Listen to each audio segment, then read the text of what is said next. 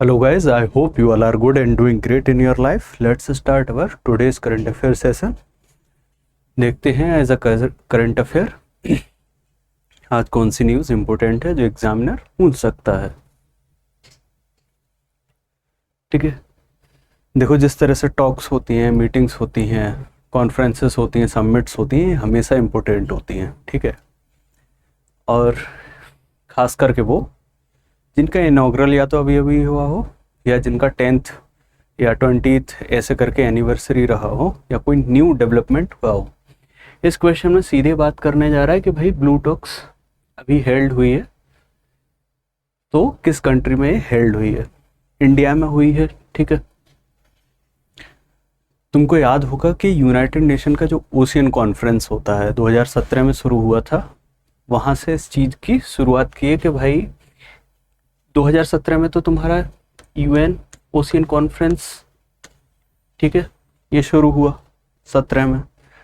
उसके बाद में बहुत टाइम के बाद जब उन लोगों को ये लगा कि भाई ओशियन को सस्टेनेबल हमको यूज़ करना है। बहुत बार तुमने देखा होगा ओशियंस में वेस्ट मटेरियल वगैरह छोड़ देते हैं, कहीं भी कुछ भी हो रहा है, ये सारी चीज़ें होती हैं। तो मरीन जो लाइफ है, जो मरीन एनिमल्स हैं, ठीक है, फिशेस हो गए और तरीके के जो एनिमल हो गए, वहाँ पर तुमको कभी कभी कोस्टल एरिया में फौनास मिल जाएंगे। ठीक है, पेड़ पौधे जो होते हैं उनका लाइफ डेंजर में आ जाता है। तो इन चीज़ों को मेंटेन करने के लिए और वो चीज़ें बनी रहें नेचर की, इसके लिए क्या किए ये लोग, इन बारे में चर्चाएं शुरू की, जिसको इनने ब्लू टॉक बोला। ठीक है, पहला जो ब्लू टॉक है वो फरवरी 2024 में हुआ। ठीक, इनका पूरा जो मुद्दा है, इनका जो पूरा गोल है, एम है, वो है ये कि भाई हमको प्रमोट करना है, कंजर्व करना है और सस्टेनेबल यूज़ करना है ओशियन का। ठीक है, और ऐसे करना है जो कि डायरेक्टली सपोर्ट कर रहा हो सस्टेनेबल डेवलपमेंट गोल्स को। 14 है ना टोटल एसडीजी गोल्स। ठीक है, उनमें से 14th कौन सा है, लाइफ बिलो वाटर। ठीक है, तो डायरेक्ट जो 14th हमारा एसडीजी गोल है, ठीक है, उसको डायरेक्ट सपोर्ट करना चाहिए और इनका मेन टारगेट वही है। आगे बोल रहा है कि भाई जो अगला तीसरा होगा वो कौन ऑर्गेनाइज कराएगा, फ्रांस और कोस्टारिका। तो अगर इसकी इंफॉर्मेशन अभी न्यूज़ में दे दी है और सेकंड हेल्ड हो गया है तो इम्पोर्टेंट फिर दोनों ही चीज़ें हैं कि थर्ड या तो डेट पूछेगा तुमको 9 जून से लेकर 13 जून, ठीक है, या पूछेगा कि कौन ऑर्गेनाइज कराएगा। तो फ्रांस विद कोस्टारिका के हेल्प से ये जॉइंटली ऑर्गेनाइज कराएंगे और होगा कहाँ, फ्रांस में। ठीक है, 9 से 13 जून। उसके बाद में यूएन ओशियन कॉन्फ्रेंस जो है वो फर्स्ट टाइम हेल्ड कहाँ हुई, यूनाइटेड स्टेट्स में 2017 में। ठीक है, अगला न्यूज़ जो है वो ये बोल रहा है कि माउथ नाम से तुमको समझ आ गया होगा कि हाथी से रिलेटेड है, एलिफेंट से रिलेटेड है। एलिफेंट को जो कंट्रोल करता है उसको माउथ बोलते हैं। ठीक है, तो ये बोल रहे हैं कि किस स्टेट में पहली बार माउथ ब्लिज खुला है। दरअसल हुआ ये है कि तमिलनाडु में नीलगिरी डिस्ट्रिक्ट जो है, ठीक है, वहाँ पर 44 हाउसेस इस तरह के बनाए हैं कलेक्टिवली, मुद्दुमलाई जो टाइगर रिजर्व है उस रीजन में, जहाँ पर आप एलिफेंट्स की देखभाल सही से कर सकते हैं और उनको प्रोटेक्ट कर सकते हैं। ठीक है, तो तमिलनाडु में ये चीज़ हुई है और उन 44 विलेजेस, जो 44 हाउसेस हैं, सॉरी, उनको ये नाम दे दिया है माउथ विलेज का। ठीक है, अब नीलगिरी की लोकेशन तुमको अगर पूछ ली गई तो वो ज़्यादा इम्पोर्टेंट है, क्योंकि नीलगिरी इन्वायरमेंट के पर्सपेक्टिव से भी बहुत इम्पोर्टेंट जगह है। क्यों है, क्योंकि अगर तुम देखोगे तो ये ट्राई जंक्शन है कर्नाटका, केरल और तमिलनाडु का। इस रीजन में तुमको नीलगिरी मिलेगा। ठीक है, आगे देखते हैं। तो मुद्दुमलाई जो तुम्हारा टाइगर रिजर्व है वहां पर 44 हाउसेस को इस तरह से एलोकेट कर दिया और इसको बोल दिए फिर माउथ तुम्हारा ब्लिज, और मुद्दुमलाई टाइगर रिजर्व है कहाँ, तमिलनाडु में। ठीक है, और ये आता कहाँ है तुम्हारा नीलगिरी डिस्ट्रिक्ट में, और इस नीलगिरी डिस्ट्रिक्ट के जो पूरा का पूरा रीजन है उसको हम लोग देख लिए। ठीक है, आगे आगे बोल रहा है कि भाई किस स्टेट ने पहली बार लॉन्च की है जंगल सफारी ट्रेन, तो भाई यूपी ने की है। ठीक है, बहराइच से लेके पीलीभीत की जो डिस्टेंस है 107 किलोमीटर की, वहां पर ये ट्रेन रन करेगी। ठीक है, अब इम्पोर्टेंट चीज ये है कि जब इस तरह से ट्रेन को बनाए हैं तो गवर्नमेंट जो यूपी की है वो खुद से तो ट्रेन बना नहीं लेगी, पहला चीज सोचने की जो है, तो इंडियन रेलवे के साथ पार्टनरशिप की होगी। इंडियन रेलवे को बताया होगा कि हमको दरअसल कुछ टूरिज्म वगैरह इंक्रीज करना है, हमारे पास इस तरह की इन्वायरमेंटल प्रोटेक्टेड जगह हैं, तो इनके बीच में हम ट्रेन रन कराने की सोच रहे हैं, जिससे क्या हो कि एक तो आराम से हमारा टूरिज्म बढ़ जाए और दूसरा क्या हो जाए, दूसरा लोगों को आने जाने में भी सुविधा हो जाए। ठीक है, उनके लिए कंफर्ट हो जाए। तो दुधवा जो है टाइगर रिजर्व वो तो है पीलीभीत में, और फिर तुम्हारा कटियाना घाट जो तुम्हारा वाइल्ड लाइफ सेंचुरी है वो कहाँ है, बहराइच में। इनके बीच का जो ट्रेवलिंग डिस्टेंस है 107 किलोमीटर फॉरेस्ट रूट है जिसमें ये ट्रेन रन करेगी, जो तुमको एज अ टूरिस्ट बोल लो या फिर घूमने फिरने के पर्पस से अच्छी जगह है, उसके लिए इस पूरे के पूरे इनिशिएटिव को और ज़्यादा बढ़ावा दिया जा रहा है। ठीक है, बाद बाकी चीज़ें इंपॉर्टेंट इतनी नहीं है कि कौन सा कोच कैसा रहेगा, कितने रुपए की इसमें टिकट रहेगी, ये सारी चीज़ें इंपॉर्टेंट नहीं है। इंपॉर्टेंट है तुम्हारे कि कहाँ से कहाँ रन करेगी ट्रेन, और जहाँ पे रन करवा रहे हैं वहाँ पे मेन चीज़ ऐसी क्या है, तो एक जगह तो वाइल्ड लाइफ सेंचुरी है। ठीक है, और दूसरी जगह पीलीभीत में तुम्हारा दुधवा टाइगर रिजर्व है। ठीक है,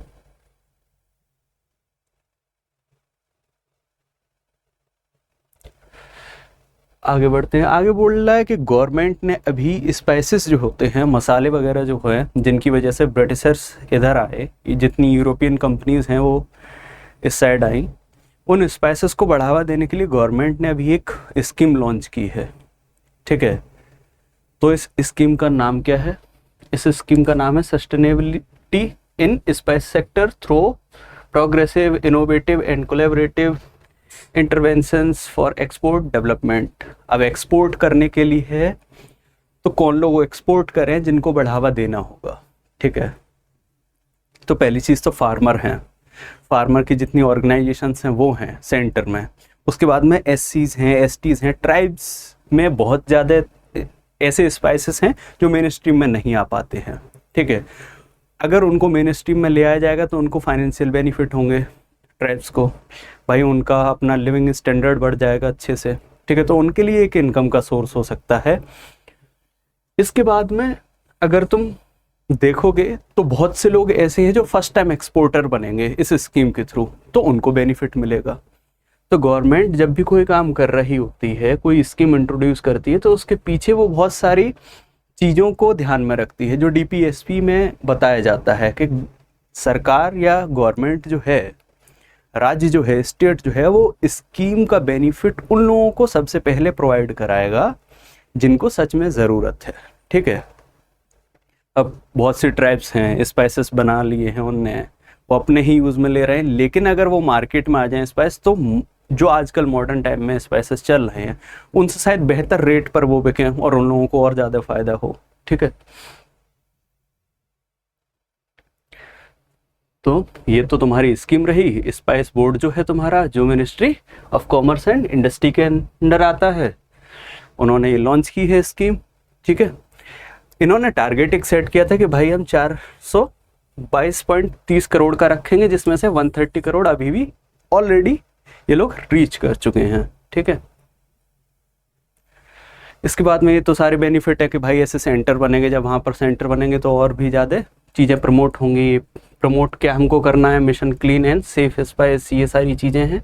इसके अलावा जो टारगेट बेनिफिशरीज हैं वो इम्पोर्टेंट है। प्रायोरिटी कंसिडरेशन किनको दे रहे हैं भाई, शेड्यूल कास्ट, शेड्यूल ट्राइब को, नॉर्थ ईस्ट स्टेट्स को, उसके बाद में फर्स्ट टाइम एक्सपोर्टर्स को। ठीक है, जीआई टैग वगैरह मिल जाता है तो और अच्छी चीज़ हो जाती है, वो उस स्टेट के लिए एक आइडेंटिफिकेशन हो जाता है कि हमारे यहाँ का ये स्पाइस भी जीआई टैग में जुड़ा है। ठीक है, जैसे अभी राजस्थान में एक जो फली होती है वो उसको इंट्रोड्यूस कर दिए थे जीआई टैग में। ठीक है, आगे बोल रहा है to commercialise intellectual property right. जो इंडियन एमएसएमई है उनने पार्टनरशिप किया है किसके साथ में, तो Danish patent and trademark office के साथ में इन्होंने पार्टनरशिप किया। उसका पूरा पर्पज़ ही यही है कि भाई किस तरह से इंटेलेक्चुअल प्रॉपर्टी राइट जो हैं उसमें लोगों का जो अपना इंटेलेक्चुअल प्रॉपर्टी है उसको सेव भी किया जाए और उसका सही से यूटिलाइजेशन भी किया जाए। ये मेन तरीके से उसको कंट्रोल करना, रेगुलेट करने के लिए ये चीज़ें की गई हैं। ठीक है, आगे बोल रहा है 6th वर्ल्ड हाइड्रोजन समिट अभी कहाँ हुई है, नीदरलैंड्स में हुई है। जिन लोगों को वन डे एग्जाम वगैरह देते रहते हैं, एनवायरमेंट इकोलॉजी पढ़ते रहते हैं, उनको पता होगा कि हेग में जो नीदरलैंड है, रॉटरडैम हो गया, रॉटरडैम कन्वेंशन वगैरह पढ़े हो गए एनवायरमेंट में। ठीक है, तो ये सारी चीज़ें जो हैं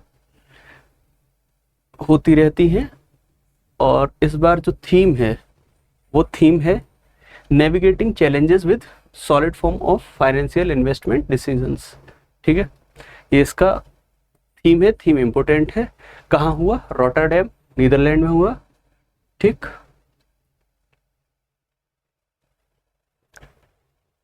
और क्योंकि इसमें तुम्हारे तरफ से संतोष कुमार सारंगी इंडिया को रिप्रेजेंट कर रहे थे तो तुमसे ये क्वेश्चन भी कर लिया जाएगा कि ये किस पोस्ट पर है। ठीक है, तो ministry of new and renewable energy जो है उसमें ये सेक्रेटरी पोस्ट पर है। ठीक है, इस तरह से क्वेश्चन जब बनने लगता है तो फिर दिक्कत होती है कि सेक्रेटरी मिनिस्ट्री का पूछ लिया, ऐसे थोड़ी ना पूछा जाता है, उसके पीछे एक रीज़न होता है, इसलिए वो लोग पूछते हैं। ठीक है, आगे देखते हैं। For the first time May 2025 में किसने world animal health report release की है, तो world organisation for animal health ने ये चीज़ रिलीज की है रिपोर्ट पहली बार। इसमें इम्पोर्टेंट ये है कि इन्होंने बताया कि किस तरह से बहुत सारी जो डिसीज़ हैं जो कि एनिमल टू ह्यूमन ट्रांसफ़र हो जाती हैं उनको हम लोग नज़रअंदाज कर देते हैं, वो रजिस्टर नहीं होली, लेकिन देखने में आता है मेजॉरिटी इस तरह की डिसीज़ ह्यूमन में पनप जाती हैं और उससे बहुत ज़्यादा हार्मफुल चीज़ें घटती हैं ह्यूमन के लाइफ में। ठीक है, तो इन सारी चीज़ों पर चर्चा हुई और वही सारी बात पता है। फिर एक दो एग्जाम्पल भी उन्होंने दिए कि किस तरह से एवियन इन्फ्लुएंजा का आउटब्रेक हुआ था, ये सारी चीज़ें। ठीक है, आगे बोल रहा है कि किस मीटिंग, कौन सी मीटिंग है या समिट है जिसकी theme strengthening global south corporation for more inclusive sustainable governance as a theme रहा। ठीक है, अब यहाँ पर ग्लोबल साउथ की बात है तो पहले तो तुमको यहीं से पकड़ना चाहिए कि ऐसी कौन सी इनमें से ऑर्गेनाइजेशन है जो साउथ के लिए काम कर रही है, साउथ एशिया के लिए काम करेगी। ठीक है, तो 15th ब्रिक मिनिस्ट्रियल जो मीटिंग हुई है तुम्हारी उसमें ये थीम थी। इसमें इंडिया ने एक बहुत अच्छा एक प्रपोजल रखा है 30 for 30 का। ठीक है, कि अब जो 30 साल WTO के आने वाले हैं, ये ट्रेड वगैरह जो हम करते हैं उसमें इन्होंने अपना ये कॉन्सेप्ट जो है विचार रखा है। तो इट में पॉसिबल तुमसे पूछ ले 30 for 30 इस बार की 15th जो ब्रिक ट्रेड मीटिंग हुई थी वो किसने दिया है, तो वो इंडिया ने दिया है। ठीक है, 30 for 30 का प्रपोजल इंडिया ने रखा है। ठीक है,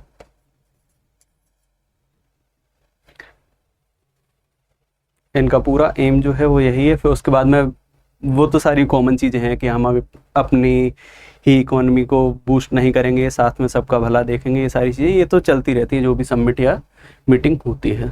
ठीक है, मेन चीज़ें सस्टेनेबिलिटी और ये सारी चीज़ें तो वो ऑलमोस्ट कॉमन ही मिलेंगी। ये कोई मीट में कोई नहीं बोलता है कि हम अनसस्टेनेबल तरीके से काम करेंगे, ये सारी कॉमन चीज़ें। मेन इंपॉर्टेंट होता है कि अगर कोई भी चीज़ प्रपोज की गई है एज अ फॉर्मूला वगैरह तो वो इम्पोर्टेंट है। WTO का 30 एनिवर्सरी है तो तुमसे WTO को पूछ लेगा 1995 वाला कि कब इस्टेब्लिश हुआ, ठीक है। ये सारी चीज़ें इम्पोर्टेंट है, या किसकी जगह पे आया या किस ऑर्गेनाइजेशन को रिप्लेस किया, तो गेट वगैरह के बारे में भी तुमको पता होना चाहिए, ठीक है।